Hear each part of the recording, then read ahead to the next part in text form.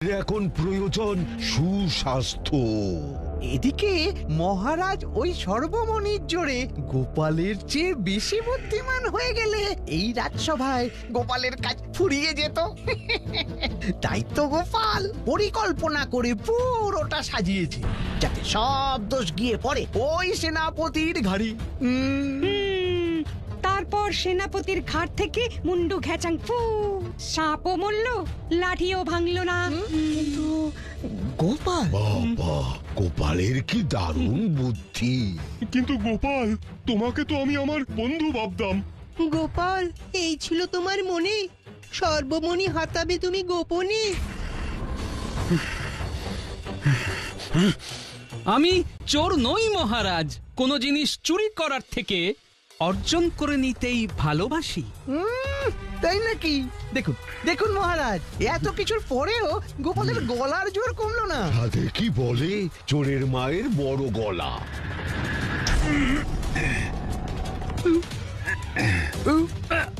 সর্বমণি আমার ফেরত চাই গোপাল। আমি তোমাকে 48 ঘন্টা সময় দিলাম, তার মধ্যে সর্বমণি আর তার চোরকে আমার সামনে ধরে নিয়ে এসো। কিন্তু মহারাজ, আর কোনো কিন্তু নয়। আমি তোমার পরামর্শ অনেক শুনেছি। হ্যাঁ হ্যাঁ, ঠিক বলেছেন মহারাজ। 48 ঘন্টার মধ্যে চোরকে ধরে ওই সর্বমণি ফেরত আনতে না পারলে আমরা ধরে নেব এই চুরি গোপালই করেছে। তারপর গোপালের বেরিয়ে যাবে জান। এত বড় চুরির শাস্তি একটাই, গর্দান। তোমার সময় কিন্তু শুরু হয়ে গেছে গোপাল, আমি হিসেব রাখছি।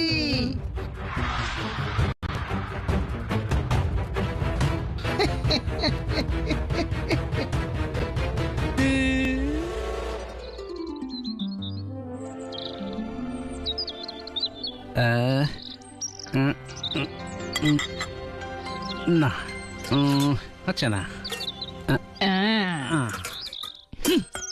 তুমি নাতি নাতিদের সঙ্গে খেলার বয়সে ঘরে বসে তুমি রান্না বাটি খেলছো? রান্না বাটি নয় গো গিন্নি, এটা হলো চোর নীতি, বুঝলে? দারুণ একটা খেলা।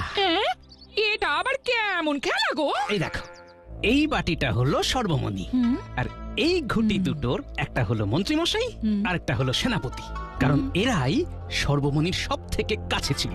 আর বাকি দুটো ঘটি? হয় বাইরের কেউ, নয়তো ভেতরেরই কেউ। এখন প্রশ্ন হলো, কোন ঘটি এই বাটির কাছে গেছে এবং কেন গেছে? কার লোভ বেশি, নাকি কার লাভ বেশি, নাকি দুটোর একটাও নয়, হয়তো হিংসে? বাবা রে বাবা, এর থেকে রান্না বাটি অনেক সহজ খেলা। এসব আমার মাথায় ঢুকবে না, তোমার মাথাতেই থাক। তার আগে আমার মাথাটাই থাকে কিনা দেখো। মানে 48 ঘন্টার মধ্যে সর্বমণি আর চোর এই দুটোর সন্ধান না পেলেই আমার এই গর্দান ঘেচাং ফু।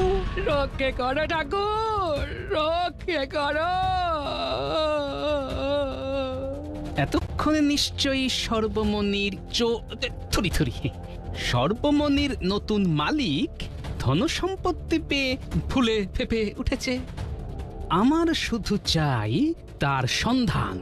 আমরা এসে গেছি গোপাল দাদু। তাহলে আর সময় নষ্ট করে লাভ নেই। তোরা গিয়ে দেখে আয় তো, রাজ্যে এমন কেউ আছে কিনা যার রাতারাতি সম্পত্তি বেড়েছে। আচ্ছা আচ্ছা দাদু, এই চল চল চল চল চল চল চল চল চল চল চল।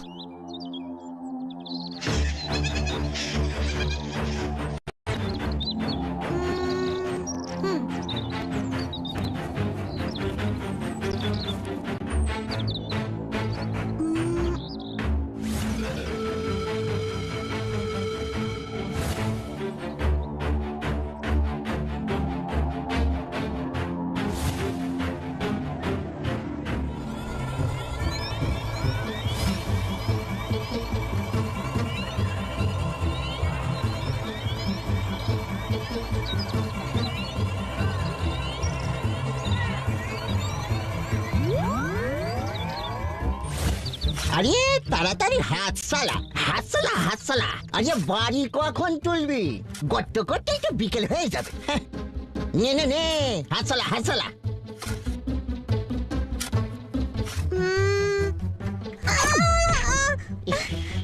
ও বাবা